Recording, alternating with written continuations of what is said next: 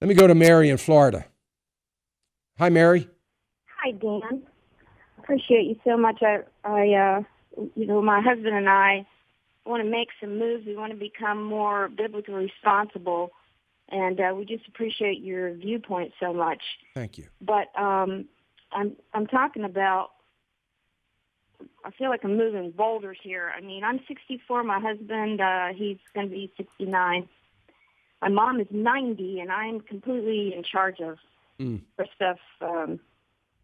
She doesn't even know whether she has money or not. So I got to help her, and I just need to know if some of the things we might want to do are wise or even ethical.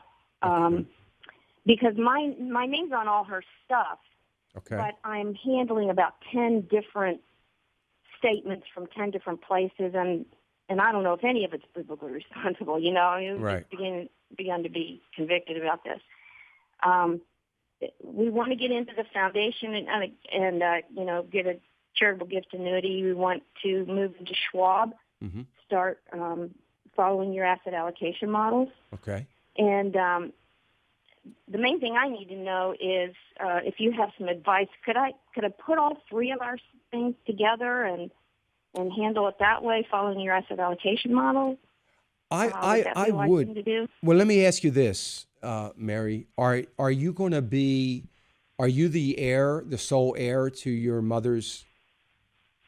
To the accounts that my name is on. Yes. I am the sole heir, and if she doesn't need the money, yes, my brother and I will divide it if there's anything left. Okay. So I'm responsible to take care of it. Right. Well, here's the thing. I mean, if this is, you've got to be careful with that pot. So you've got these pots of money. You've got to be careful with that, because I wouldn't want you to put that money at too much risk for fear of a downturn. And your mother's using this money obviously or you're using this money obviously for her care.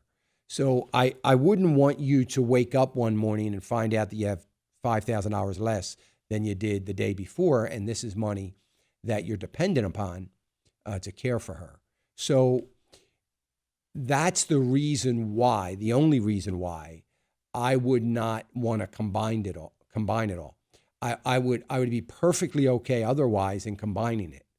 But I think that you need to keep, because I would probably want, even the allocation that I would see for you guys, you and your husband, would probably be a little bit more aggressive even than we might want to see for your mother's money. You know what I mean? Okay, yeah. So I know from a standpoint of ease, it would be great to combine it all, but I think it probably wouldn't be prudent. So what I would suggest, though, if your mother has multiple accounts, you certainly need to get all those in one account.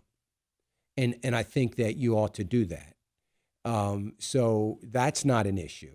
So you can get that all in one place. So maybe what you do, if you're opening an account at Scottrade or Schwab or whatever you're doing there, that you do two, and you can do one. And I would suggest, by the way, that you do an account that's a joint account with you and your husband. And then and that's your account.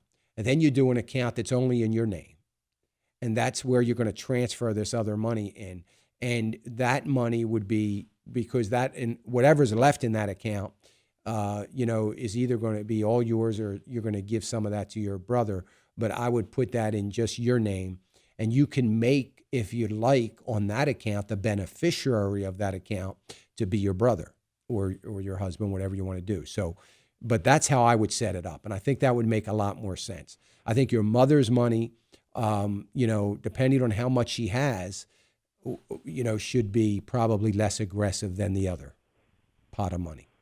Does that make sense? Yes.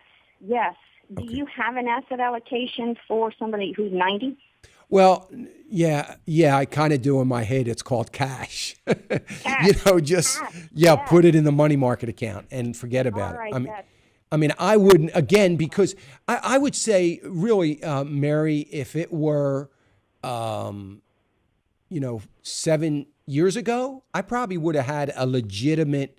I probably would have said, well, you know what? Why don't put a little bit here in this particular stock or that sector of the economy or whatever. But right now, because of the way things are, I don't think it would be wise to put any of it at a risk of a downturn, or a market downturn. So I wouldn't expose any of it at this point. I would have it. So even if you did put it in another account, a brokerage account, I'd have it all sitting in the money market account. all right. And Schwab has a money market. Yeah. Schwab will have money markets. Yes. Anywhere you go, we'll have a money market account. Yep. All right. The joint account between me and my husband, can we each get a Roth in a joint account? Well, no. So what you would do is you each have to open up a Roth. You might need a joint account where you have some monies in, and then you would each have to have a Roth account. That's two separate accounts because you can't have two names on an IRA account. So it's only going to be so if you have Roth account money that you want to roll over, or any other IRA money that you want to roll over, you have to have that as a separate account. Okay. Great. You've helped so much. Thank Good. you. All right. Thank you, Mary.